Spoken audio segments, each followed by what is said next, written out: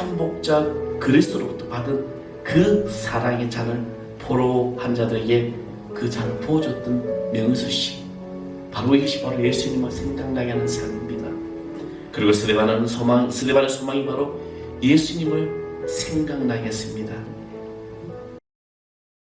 자, 우리에게 주신 하나님의 말씀 사도행전 제7장 54절에서 60절까지 말씀입니다. 제가 가진 성경 신약성경 199쪽입니다. 사도행전 제7장 54절에서 60절까지 말씀 다 찾으셨으면 제가 한 절 여러분에게 봉독하겠습니다. 그들이 이 말을 듣고 마음에 찔려 그를 향하여 이를 갈거늘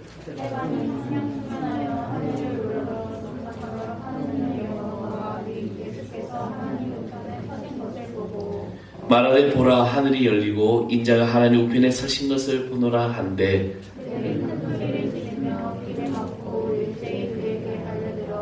성 밖으로 내치고 돌로 칠세 증인들이 옷을 벗어 사울이라는 청년의 발 앞에 두니라.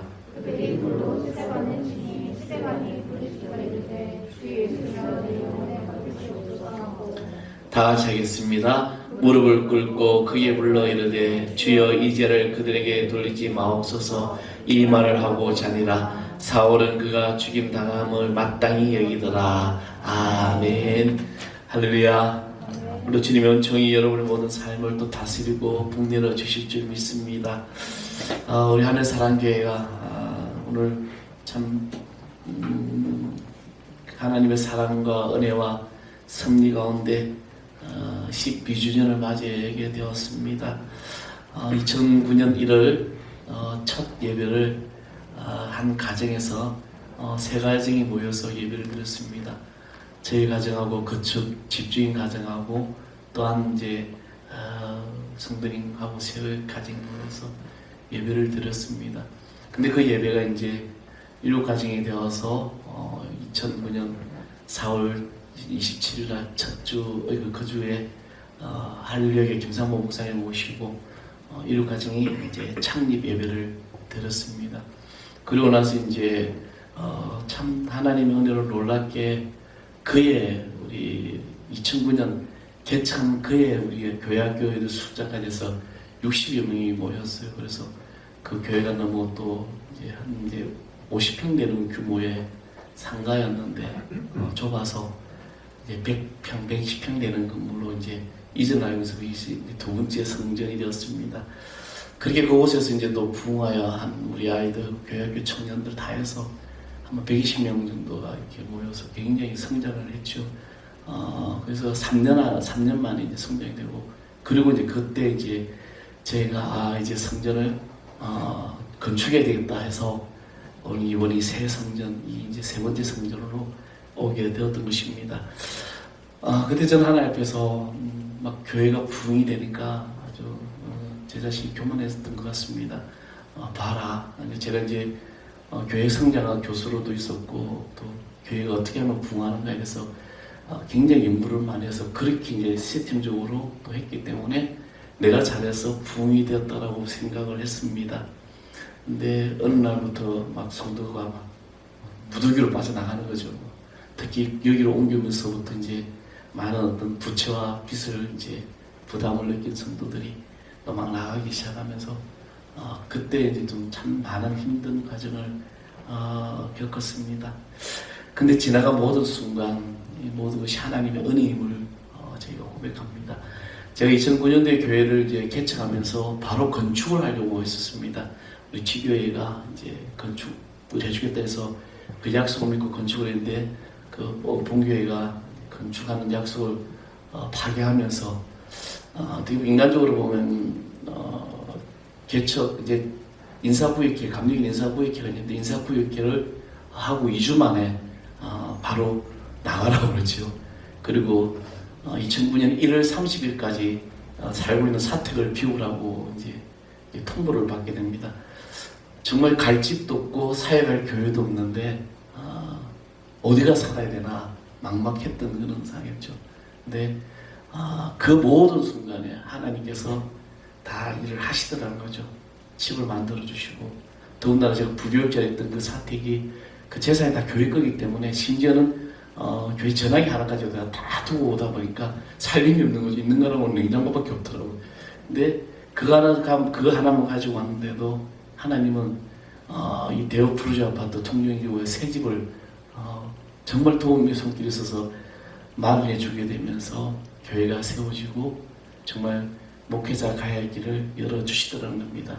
상상도 못했던 일들이 하나님의 섭리 속에서 진행해 나가는 거죠. 그래서 저희가 어디가 살아야 되는 걱정인데 하나님께서는 33평짜리 아파트, 새 아파트 그것도 다 있는 거, 가스레인지도 있고 다 있는 거, 아파트 붙박이장까지 다 있으니 살 게 없더라고요. 그렇게 다 마련해 주시더라는 겁니다.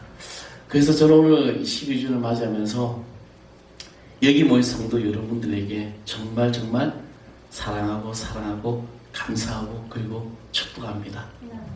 오늘 많이 자리에 빠졌지만 그래도 제가 그래서 막 교회가 부흥될 때 막 정말 교만했죠. 근데 성도들이 막 나갈 때 그때 하나님께서 제가 이제 40일 동안 이제 기도하면서 하나님께서 저에게 주신 딱 한 말씀이 그거였습니다. 철회하면서 기도했는데 네가 사람을 보지 않았느냐, 그렇죠? 사람을 보지 않느냐. 그때 이제 우리 교회에 붙여진 성도들이 어떤 재력적으로 상당히 영향력 있는 분들이 참 많이 왔습니다. 그래서 사람을 보게 되고 사람을 또 의지하게 되다 보니까 하나님은 그 사람들을 다 보내버리더라는 거죠. 오직 하나님은 그 중심을 보신 하나님이시다. 저는 오늘 여기 모인 여러분들이 정말 중심의 예수 그리스도의 사랑의 축복을 받을 줄 믿습니다. 예수 믿는 우리 자신들은 우리를 뭐라고 부릅니까? 여러분 어떻게 부릅니까? 우리는 성도라고 부르죠. 또 다른 말로 우리는 그리스도인이라고 말합니다.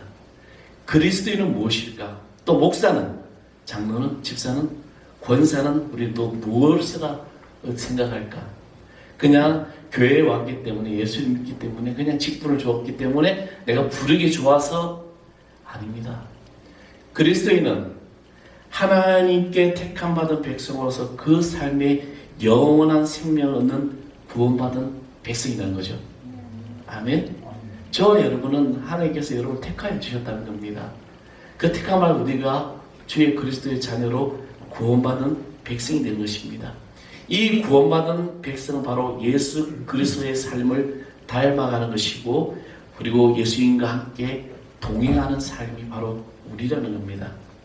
성경에 보면 참 믿음이 좋은 사람도 있고 존경하고 우러러 볼 수 있는 이들이 많이 있습니다. 그 가운데 저는 신약에 와서 가장 우러러 보는 그리스도인을 들라고 하면 저는 스데반이라는 이 사람을 들게 됩니다. 스데반 이름 자체가 바로 위대하고 이름대로 산 사람이었습니다. 예수의 사제임의 영성에 대한 많은 책을 낸 헨리 나우엔이라는 분이 이런 말을 했습니다. 목회 사역은 예수를 생각나게 하는 사람이 되는 것이다 라고 말했습니다. 저는 하늘사랑에 창립하면서 제 목회관이 바로 하나님을 만나 사람이 행복한 교회, 이 표어죠. 이것은 제가 개척하면서 교회 이름과 그리고 또 제 목회 어떤 방향성에 대해서 기도하는 가운데 주시는 말씀이 바로 이 말씀이었습니다. 하나님을 만나 사람이 행복한 교회. 그러면 어디에서 우리는 행복을 찾습니까? 여러분 어디에서 행복을 찾습니까? 언젠가 제가 어떤 한 프로에 보니까 지난번에 제가 잠깐 이야기했죠. 한 초등학교 부모가 아이들을 데려와서 도자기 실수하는 체험방에 갔어요. 그래서 그걸 여러분 만들면은 거기다 이름을 쓰든 글을 쓰든 그림을 그리면 구워서 집에서 보내주겠습니다. 근데 초등학교 4학년짜리 2학년짜리 아이가 그 접시에다가 글을 뭐라고 썼냐 하면은 포기할수록 쉽다. 그게 써놨다는 거죠. 근데 그 더 대박은 6학년짜리 아이가 4학년짜리 형이 이제 그 접시를 글을 뭐라 쓰냐면 로또가 답이다. 로또가 답이다. 이렇게 이야기를 하죠. 로또가 답이다. 로또가 인생의 모든 문제가 해결된다. 요즘 그렇게 한 방의 꿈을 꾸는 젊은이들이 참 많이 있습니다. 근데 우리는 참된 행복은 어디서 오는가? 바로 예수님을 생각나게 하고 예수님으로 인하여 내 삶의 기쁨이 되는 것이며 이것이 곧 바로 하나님을 만나는 삶입니다. 저는 오늘 여기 모인 사랑하는 성도 여러분, 여러분이 그런 삶이 되기를 간절히 소망합니다. 성경 가운데서 예수님을 생각나게 하는 사람들 참 많아요. 그렇죠? 참 많습니다. 그 중에서 예수님을 가장 많이 생각나게 하는 사람, 저는 또 스데반입니다.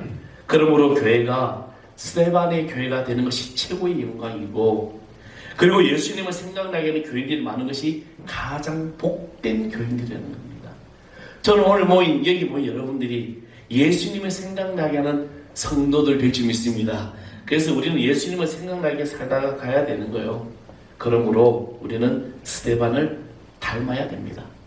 사도행전 1장 8절에 오직 성령이 너에게 마시기면 너희가 권능을 받고 예루살렘과 온 유대와 사마리아 땅 끝까지 이르러 정인이 되리라고 한 말씀이 있습니다.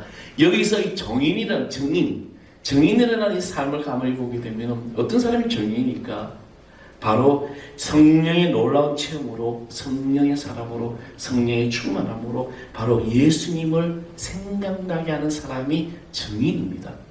그래서 오늘 저와 여러분이 예수를 믿는 사람으로서 그리스도의 정인된 삶을 살아갈 때 우리의 모습을 보고 저 세상에 믿지 않은 자들이 바로 예수 그리스도의 축복의 통로로 가는 것입니다. 스데반은 감동적인 그리스도인으로서 역사에 남은 그런 위대한 마음, 그런 마음을 우리에게 주고 있습니다. 이것이 바로 예수님을 생각나게 하고 있기 때문입니다. 사도 바울은 자기 신앙을 간증하면서 주의 정인이 스데반의 피를 흘릴 적에 내가 곁에 서 있었다라고 사도행전 22장 20절에 말씀하고 있습니다. 스데반은 죽었으나 사도 바울은 땅끝까지 정인으로 이어가고 있었습니다. 스데반은 예수님을 생각나게 하는 정인이었습니다. 만약에 스데반이 없었으면 사도 바울도 없었을 거라는 겁니다. 여러분, 스데반이 누구입니까? 스데반은 초대교회 7 집사 가운데 한 사람이었습니다. 그는 성령과 지혜가 충만하다고, 그리고 많은 사람들에게 칭찬을 듣는 사람이었습니다. 그가 얼마나 성령과 은혜가 충만했는지 그에게는 능력과 기사가 표적이 늘 따라다녔습니다. 또한 그가 얼마나 지혜가 충만하였는지 입을 열면 그의 설교에 당할 자가 없었습니다. 다 핵심이라는 거죠. 스데반은 사랑이 넘치는 집사였습니다. 스데반은 구제하는 일에도 언제나 그리스도의 마음을 품고 그 사명에 손을 폈었던 것입니다. 당시 가난한 사람들 구제하는 곳에 보면 항상 스데반 집사가 있었던 것입니다. 그런데 스데반에 대하여 가장 자세하게 설명한 것은 그의 죽음에 대한 기록입니다. 성경 어느 곳에 스데반이 가난한 자들 도와주고 그곳에서 뭐라고 있는 것보다 그의 죽음에 대해서 굉장히 자세하게 설명했는데, 왜? 성경의 다른 사람들은 간단하게 어떻게 합니까? 죽었다라고 기록되는데 왜 스데반은 죽음에 대해서 이렇게 기록하고 있을까? 왜 자세히 기록하고 있을까? 그가 죽을 때의 모습이 바로 예수님을 닮았기 때문입니다. 그가 예수님의 십자가의 죽음을 보여주고 있기 때문입니다. 그의 죽음이 바로 예수님을 생각나게 하기 때문입니다. 스데반의 신앙이 바로 사도 바울의 사역으로 꽃이 되었던 것이고, 스데반에 있었던 가능성이 바로 바울이 되었던 것입니다.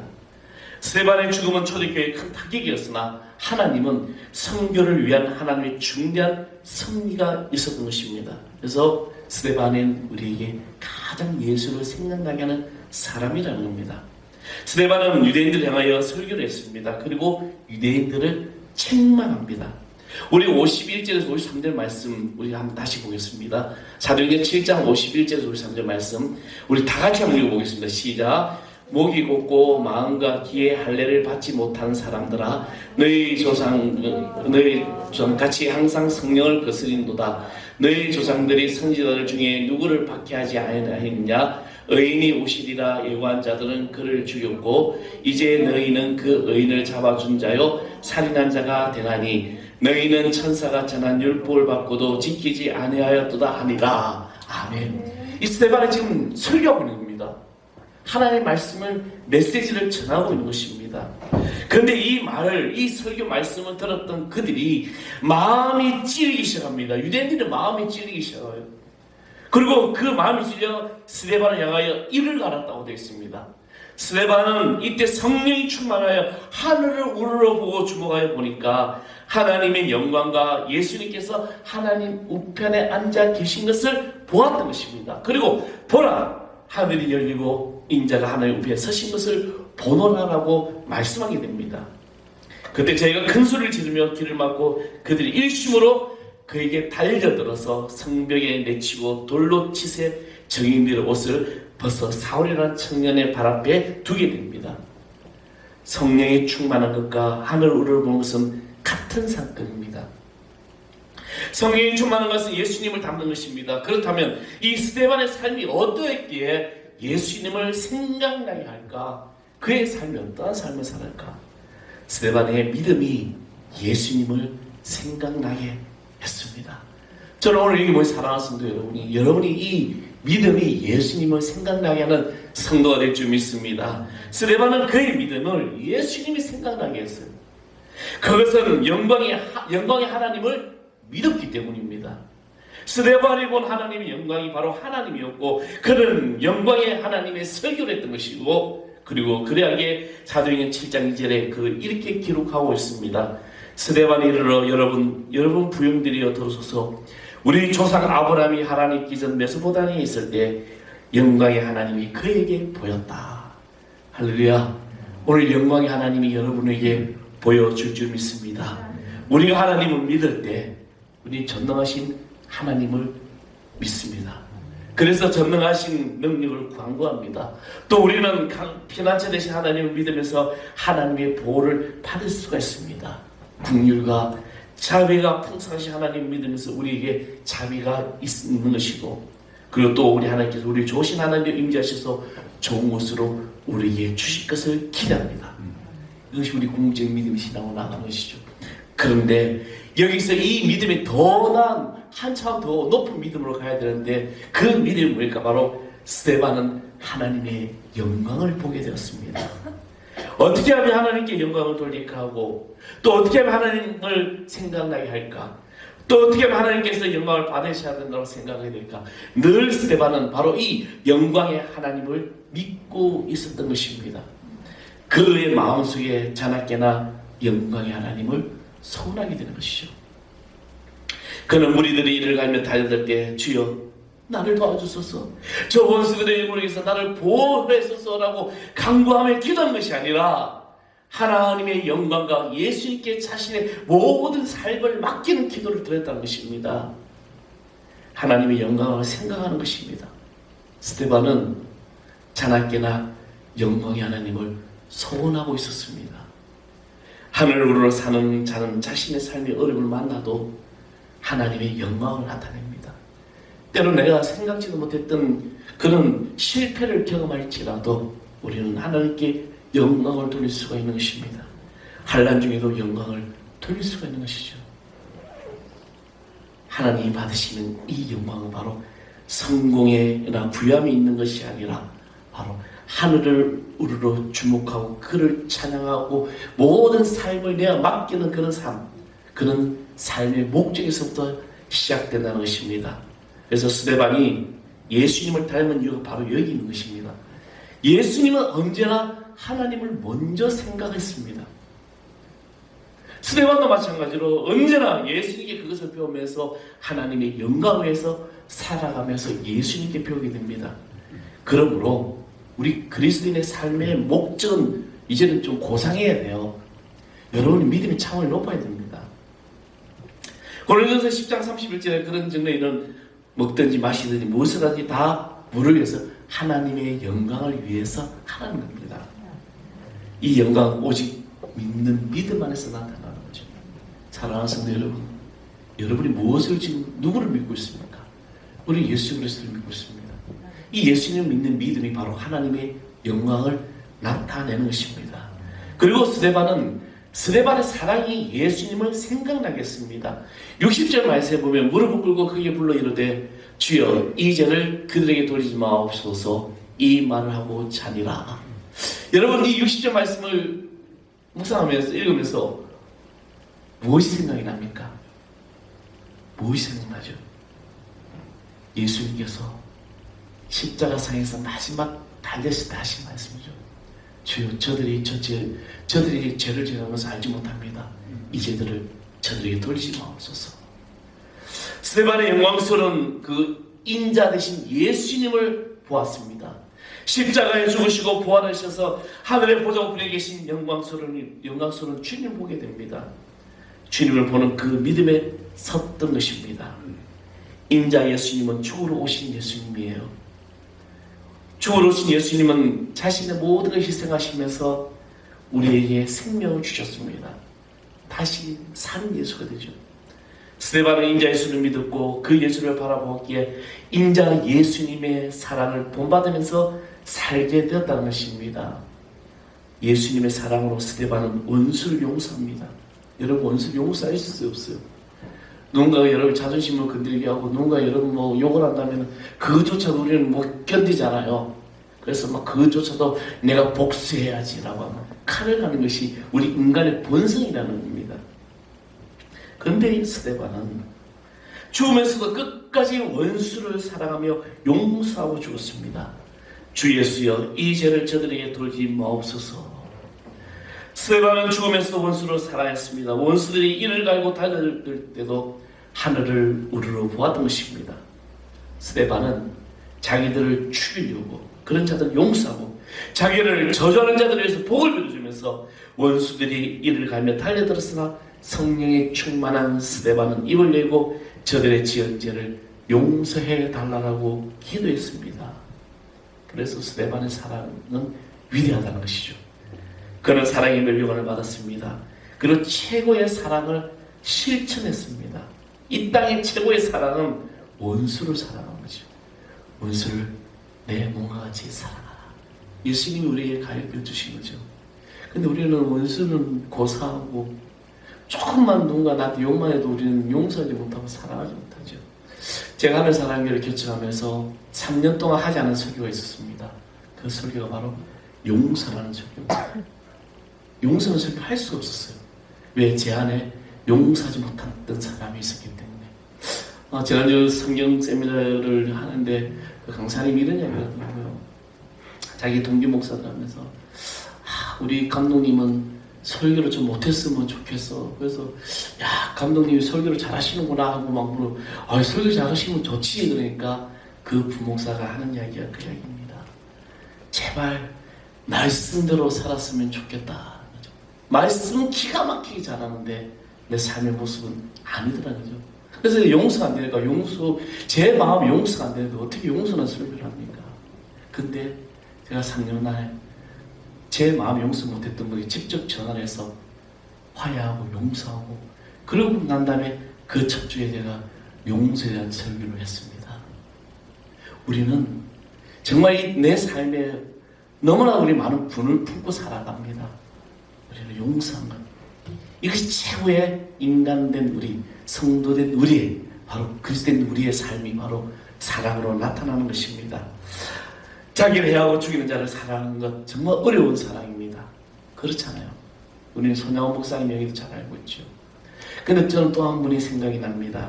바로 소설가 정연희 씨가 쓴 내 잔이 넘치다라는 그 책의 내용입니다. 이 책에는 맹의순 씨라는 분의 어떤 그런 삶의 일생을 사실대로 기록한 책입니다. 이 맹의순 씨는 평양 장대현교회 맹가르 장로님의 아들로 태어납니다. 근데 해방 후 그는 월남마해가지고 한신대학을 다니면서 신앙을 하게 되죠. 그리고 한국 전쟁이 일어납니다. 한국 전쟁이 나서 북한군 포로로 끌려가게 됩니다. 근데 이것은 이제 오해가 있었죠. 그래서 많은 사람들이 이제 이 명의순 씨를 이제 구명하려고 온갖 노력을 해서 2년 동안 이제 노력해서 그 2년 동안 거제도 포로 수용소에서 굉장히 고생을 합니다. 근데 이 2년 동안 이 명의순 씨는 포로 수용소에서 무엇을 했냐면 중환자들을 돌보면서 물을 떠다가 발을 씻겨주고 또 죽어가는 결핵 환자들 한 사람 한 사람 손으로 잡고 밤새가며 위로하고 기도해주는 그런 나라를 2년 동안 보냈다는 것입니다. 그래서 수만 명의 포로 수용 사람들에게 사랑받는 목자가 되었습니다. 그 억울하게 거제도 수용소 같이 다 생활을 해서 많은 사람들이 이제 구명해서 이제 미군 포로 이게 중공군 포로 수용소에서 이제 나올 수 있는데 그런데 그 친구가 이제 막 구명했던 친구에게 맹월수 씨가 이런 내용의 편지를 쓰게 됩니다. 그 편지 내용이 바로 성 프란체스의 기도를 인용합니다. 주여, 지옥이 존재하다는 걸 알면서 제가 어찌 천국을 즐기겠습니까? 주여, 저주받은 자들을 불쌍히 여기시어 천국으로 들여보내시든지 아니면 저를 지옥에 보내어 고통받는 자들을 위로하게 하소서. 그리고 만일 그들의 고통을 덜어줄 수가 없다면 나는 차라리 지옥에 남아 그들과 함께 고통을 나누겠나이다. 이 편지를 인용하면서 친구에게 보내게 됩니다. 이 편지를 받은 친구는 더 이상 고민하지 못했죠. 그래서 맹을수 씨는 충분히 나올 수 있음에도 불구하고 그의 포로수용소에서 계속해서 예수님의 사랑을 실체했던 것입니다. 정말 수용소는 밥 한 톨 가지고도 싸움하고 으르렁거리는 그곳에서 온갖 병자들을 위해서 그의 몸은 이제 약해질 대로 약해지고 나중에는 몸의 병까지 얻게 되면서 그는 이 중공군 포로 수용소에서 죽게 됩니다. 그때 중공군 포로들이 이제 이 명을순 여사의 어떤 명을순 씨의 어떤 그런 이야기를 추동문을 쓰면서 이런 글을 썼습니다. 1952년 8월 11일 새벽 3시 우리는 맹 선생의 죽음을 통곡합니다. 애통합니다. 선생님께서는 환자를 다 시키시고 다음에는 언제나 시편 23편을 중국말로 더듬더듬 읽어주시면서 그 음성에 귀에 들려옵니다. 그리고 하늘을 바라보시며 내 잔이 넘치나이다, 내 잔이 넘치나이다 외치시며 그 자리에 쓰러지셨고 우리 곁을 떠났습니다. 이제 우리는 목자 잃은 어린 양처럼 어머니를 잃은 고아처럼 슬픈 포로민으로 이제 누구를 바라보며 살 것인지 우리는 통곡합니다. 그러나 우리는 우리 목자이신 맹선생님과 함께 주님 안에 살아갈 것입니다. 그러나 우리는 통곡합니다. 맹선생님 편히 잠드소서. 우리는 맹선생님의 영혼이 있지 않을 것입니다. 포로수용소 중공군 병동 환자 일동 드립니다. 27세 젊은 나이에 세상을 떠났습니다.